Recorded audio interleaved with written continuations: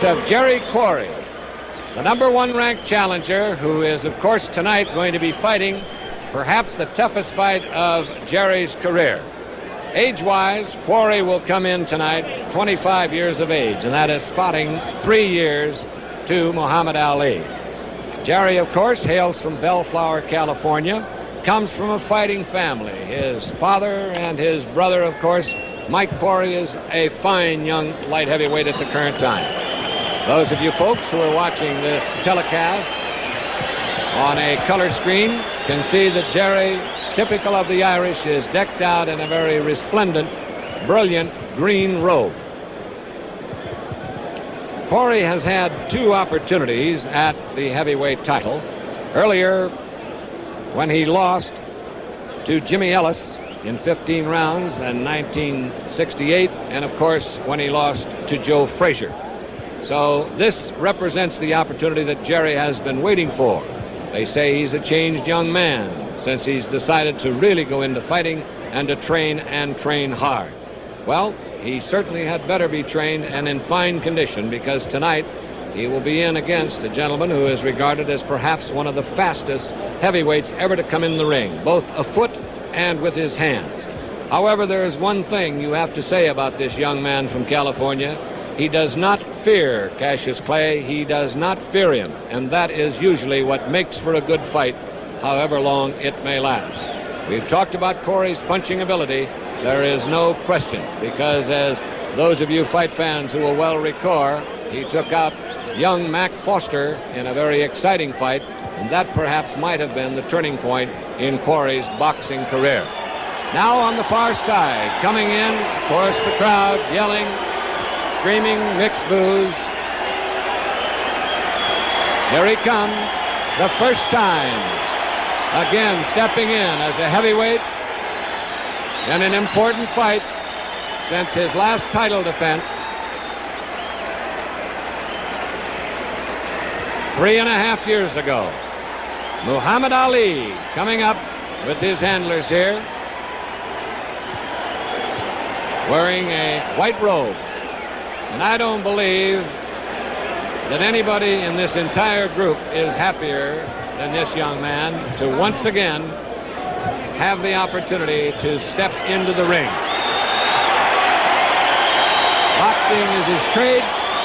Boxing is his fame.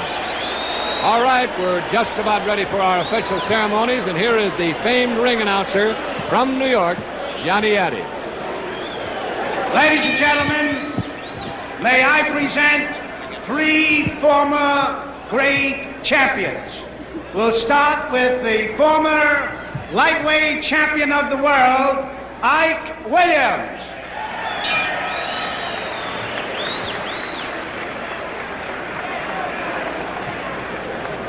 Former light heavyweight king, Jose Torres.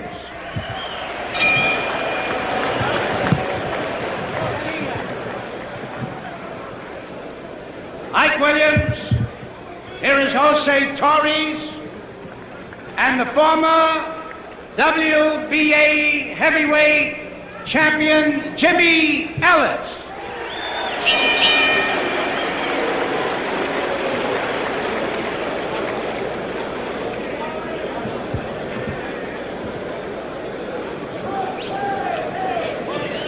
Ladies and gentlemen, here is the man responsible for bringing the fight to Atlanta, Georgia, Senator Leroy Johnson.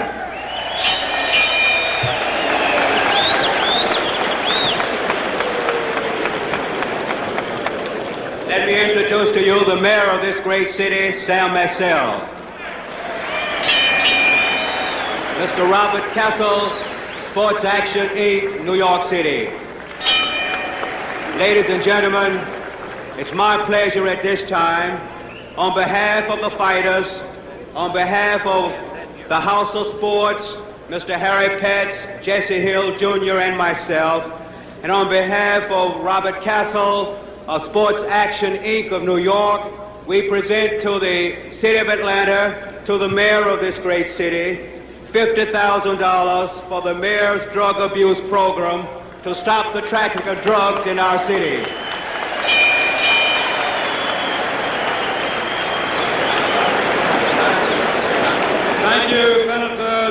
gentlemen, and let me take a moment to welcome our audience around the world to this, which is much more than a sporting event.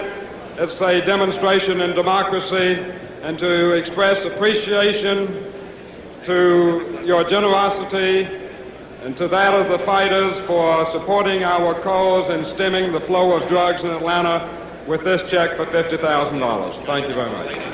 Thank you very much, gentlemen.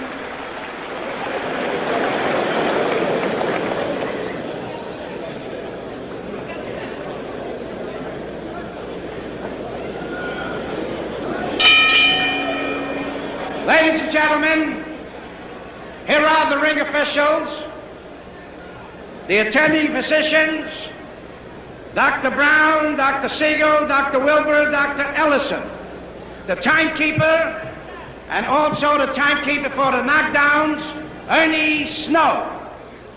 The judges are editor of Boxing Illustrated, Lou Eskin, and the former contender for welterweight championship honors, Billy Graham. The referee, ladies and gentlemen, Tony Perez. Main event, 15 rounds. Introducing from Bellflower, California, he's wearing blue trunks. He weighs 197 and a half, Jerry Quarry. His opponent from Louisville, Kentucky, he's wearing white trunks. He weighs 213 and a half, return of the champion, Muhammad Ali. Main event, 15 rounds. Tony? Muhammad, Jerry Quarry. I'm here to enforce the rules of the commission. Now, you scored a knockdown. You must go to the farthest neutral corner and stay there until I tell you to come out. All right? 3 knockdowns is out. Now, listen. The farthest will be saved by the bank. Okay? They're not listening. Wait a minute. Are you listening? Will we keep the crowd down, please? The referee, it's very important, wants to give them the instructions. Just listen to me. If you score a knockdown, you must go to the farthest neutral corner and stay there until I tell you to come out. If the fight is on the floor and the bell rings, the bell will not save anybody from being knocked out. The count must continue. The seconds, please stay out. 3 knockdowns. 3 knockdowns is out. 3 knockdowns is it's win. voided. All right? Any questions? Shake hands and good luck to both of you.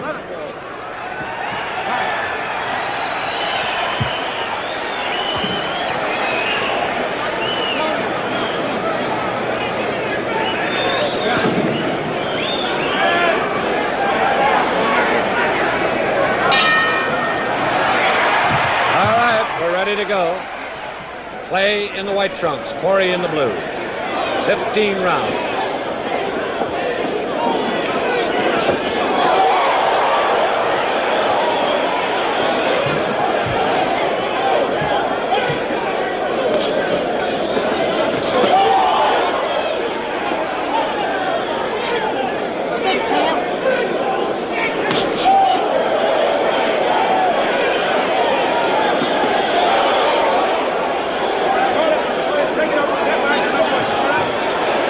Starting off very fast,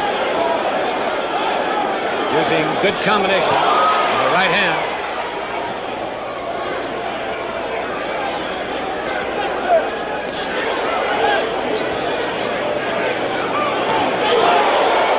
And Quarry gets in a good right. 2 minutes.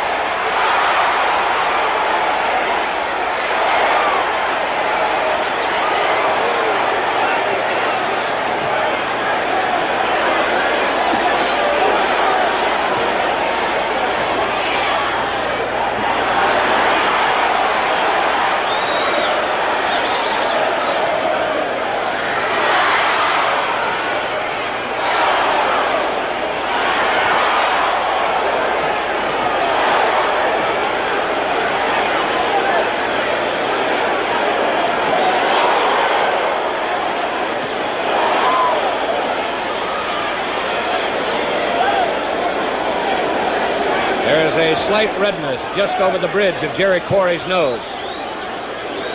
That left jab is finding its mark.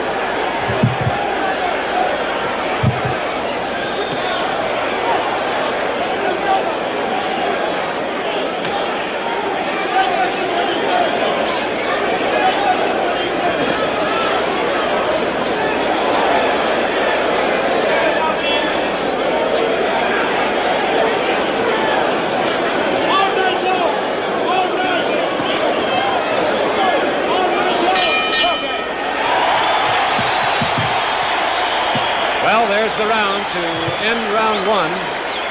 And looking at the action right off the start, you have to say one thing, that Muhammad Ali, or Cassius Clay, whichever you want it, has certainly appeared in the first round to have lost none of his swift. He is still plenty fast, and his left jab is still a dynamite punch. Jerry Quarry has a slight redness below both eyes and on the bridge of his nose from that left jab. Clay has missed a couple of big punches in that first round, so his timing might be a shade off.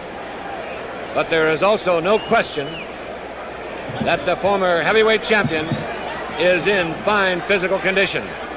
He has done a lot of road work, and he obviously is ready to go. Both fighters are up.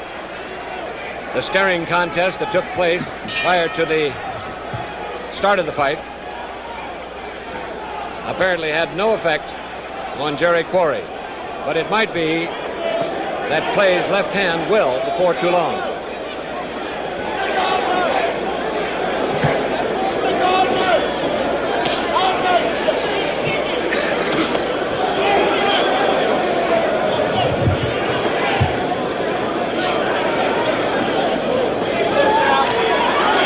Quarry leaping forward to connect with that hook, his left hook, his best punch.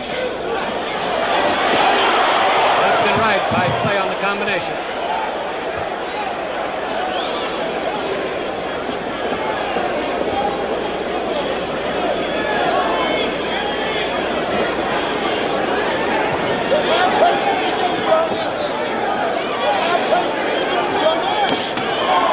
Good left hand by Clay, coming backwards on the punch.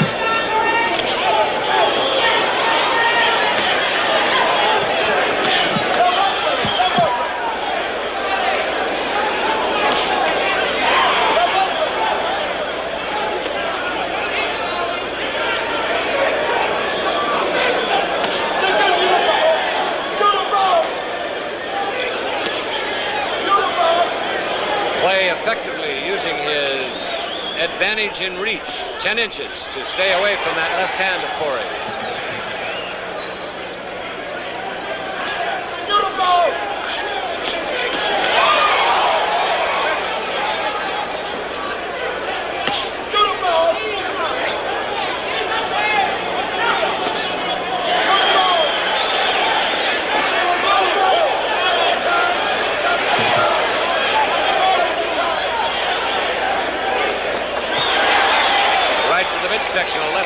punch in by Quarry.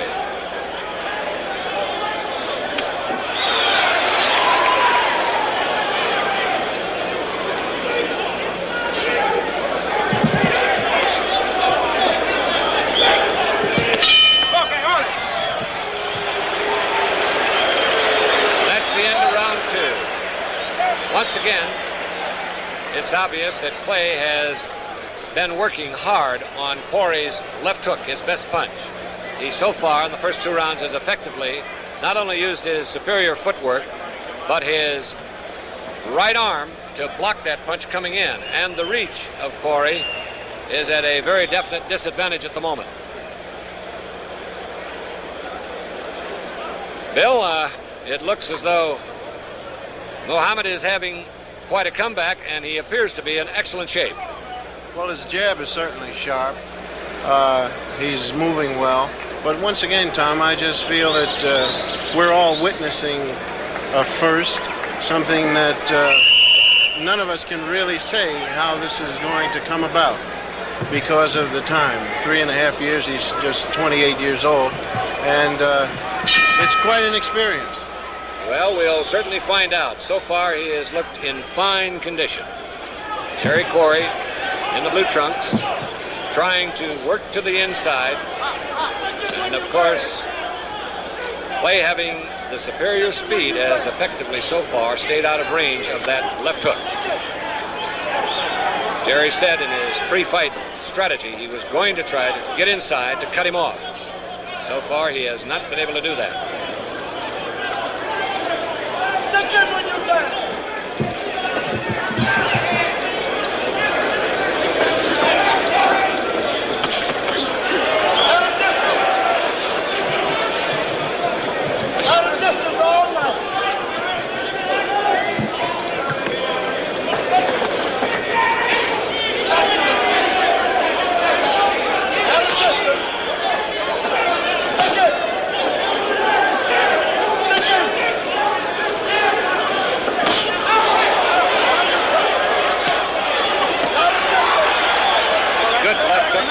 By Quarry. It's a good test. Clay is using that left jab just like a piston, constantly keeping Quarry off balance by hammering it out there. There's a slight redness above the right eye of Jerry Quarry.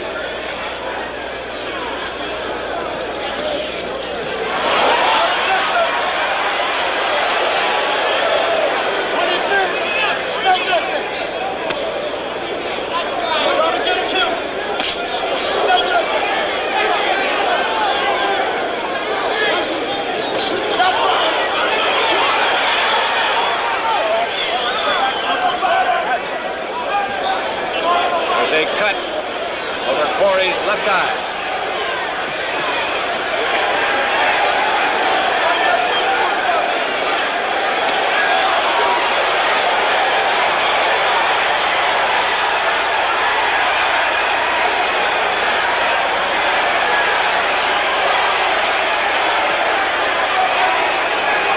Got his bleeding profusely. And once again, left and right combination by Clay. Quarry is fighting back, but the cut has been opened.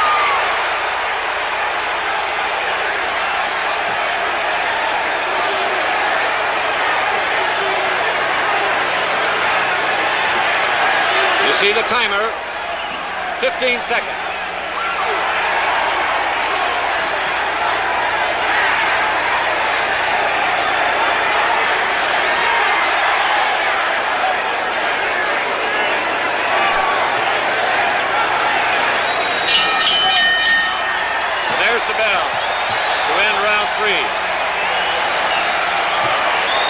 Quarry going back to the corner. While his trainer, Teddy Bentham, Lou Gross, and Willie Ketchum go to work on that cut. Referee Tony Perez standing directly above Quarry's corner, watching him. And Perez is calling for the doctor. Quarry is upset about it. Got to trying to hold him back.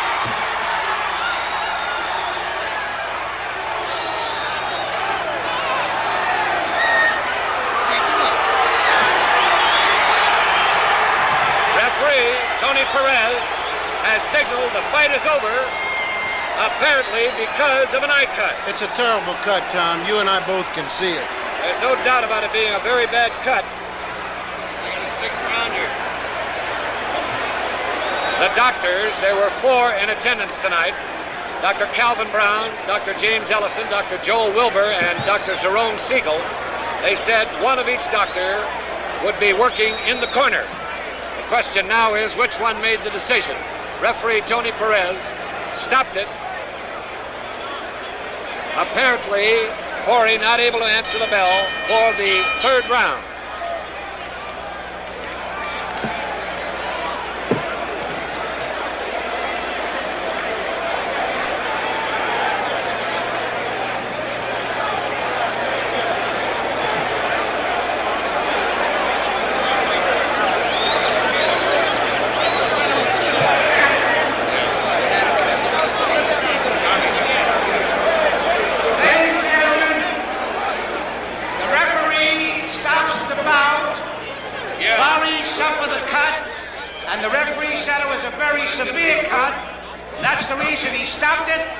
The winner at the end of the 3rd round by a TKO, Muhammad Ali.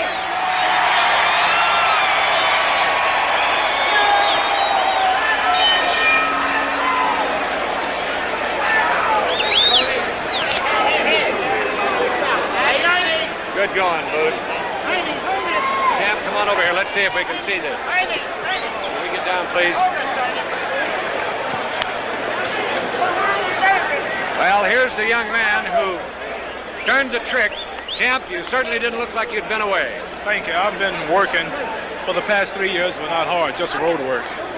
But I like to say Quarry was, I don't know, I imagine I won easy, but it was rough. He was tricky, he hit hard, and if it wasn't for my speed, it wouldn't have ended like it did. I noticed you did a very fine job on blocking his most effective punch, the left hook. I assume that you worked on this a bit. Yes, I have a couple of sparring partners with a good left hook. They fight a lot like Quarry. And a friend of mine out in Los Angeles, Ron Rich, told me about him and sent him to me. And that was a great help to me. I'd also like to say I'm glad that I am back so we can settle this confusion about Joe Frazier and all the people who thinks he's still the champion. And I hope something can soon be worked out where we can solve this whole heavyweight mess. Now tell me how you felt yourself. Did you feel tonight that you were as sharp? I noticed in the first round that you missed a couple of punches. You're not expected to hit everyone, but did you feel your timing was sharp? My timing was sharp. Jerry Quarry is tricky. He's a good boxer. I managed to miss just a few punches. He didn't hit me but about once or twice, and that was to the body, none in the face. And but he was good. He was tricky, and I think my timing, I'm a little stronger now than I was the day I retired. I think I'm better, a much better fighter now. Did you feel the situation of the left jab was the one that started it all? Was the jab that started the cut? I'm not sure. I would have to probably watch a replay or something. It probably was the right hand. I don't know. We're looking at it right here, champ. Let's see if we can turn it back and perhaps get some kind of an idea of the punch that started the cut. There was no question that the combinations that you were throwing opened it very deeply, and it was a bad cut. Yes, I'm sorry that it did end that way because Quarry wasn't yet out. I think he was dazed, but he wasn't out. And I'm just sorry that he couldn't have went on. Well, now here is the replay, so you'll have an opportunity to watch it.